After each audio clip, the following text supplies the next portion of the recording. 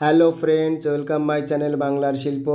আজ একটি নতুন ভিডিও নিয়ে চলে এসেছি। ছোট ছোট গহনা তৈরি করা, মা দুর্গার ছোট ছোট গয়না কিভাবে তৈরি করতে সেটা। তো চলো ভিডিওটি শুরু করি। এই দেখো, প্রথমে আমি একটি পেপারে ডিজাইন করে সেটাকে কেটে নিয়ে আঠা লাগিয়ে নিয়েছি।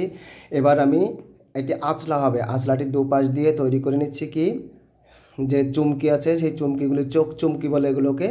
এই চোখ চুমকিগুলি দিয়ে আমি দুপাশটা সাজিয়ে নিলাম। এবার আমি সাদা জরির যে সুতো, সেই সুতো রুপোলি সুতো দিয়ে পাশটা বেঁধে নিয়ে এবার আমি একটি বাঁকড়ি লাগিয়ে নিচ্ছি। দেখো, বাঁকড়ি দুপাশ দিয়ে আমি লাগিয়ে নিচ্ছি।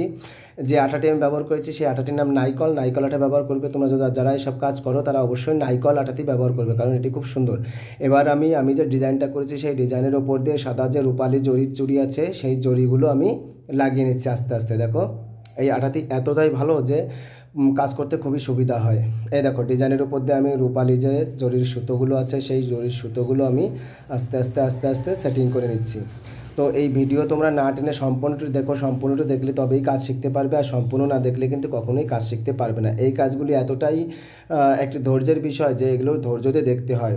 অস্থির হলে কিন্তু অস্থির হলে কিন্তু কাজটি শেখা যাবে না। দেখো আমি কীভাবে জরি সুতো দিয়ে আমি ডিজাইনটার উপর দিয়ে আস্তে আস্তে টেনে নিচ্ছি।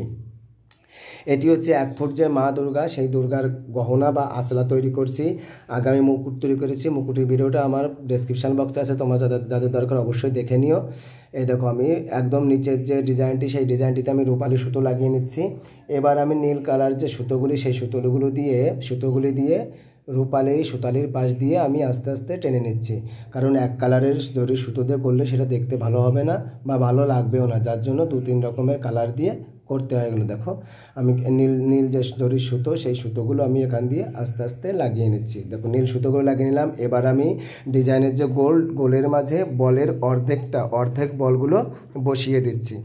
দেখো, অর্ধেক বলগুলো আমি বসিয়ে দিচ্ছি কেমনভাবে, 4টে বল আমি বসিয়ে নিলাম এবং এই বলের পাশ দিয়ে আবার আস্তে আস্তে ডিজাইন করতে হবে। এবার আমি এই যে এগুলোকে বলে ঝিনুক চুমকিগুলো আস্তে আস্তে লাইন বাই লাইন সার দিয়ে লাগিয়ে নিচ্ছি। তোমরা হয়তো ভাবতে পারো যে ওই যে হলুদ রঙের কাগজগুলো সেখান থেকে ফাঁকা থাকছে, এখানটা কী হবে, ওইখানটা সবার শেষে আমি অভ্র লাগিয়ে নেব। এই দেখো, আঁচলার নিচের পার্সেন্টে 3টি বল আমি বসিয়ে নিয়ে তার পাশ দিয়ে রূপালি রঙের সুতো দিয়ে ঘুরিয়ে নিয়েছি এবং গোল করে দিয়েছি এবং তারপরে নীল রঙের সুতো দিয়ে গোল করে নিয়েছি। দেখো, এবার আমি এখানে যে পুঁতি আছে সোনালি রঙের পুঁতি, সেই সোনালি রঙের পুঁতিটা দিয়ে দিলাম। পুঁতিটা দিয়ে এবার সুতো টান দিয়ে আমি বের করে নিয়ে ওর সঙ্গে সেটিং করে দিলাম। সেটিং করে দিয়ে এবার দেখো, আমার যে আঁচলাটি সেই আঁচলাটি আমি পুরো কমপ্লিট করে নিয়েছি। দেখো, মুকুট আছে, বুকপাটা আছে, আঁচলা আছে, কান মোড়া আছে, সব কিছু আছে। তো আমার এই ভিডিও যাদের ভালো লেগেছে তোমরা অবশ্যই লাইক করবে, কমেন্ট করবে, শেয়ার করবে এবং সাবস্ক্রাইব করতে ভুলবে না কিন্তু।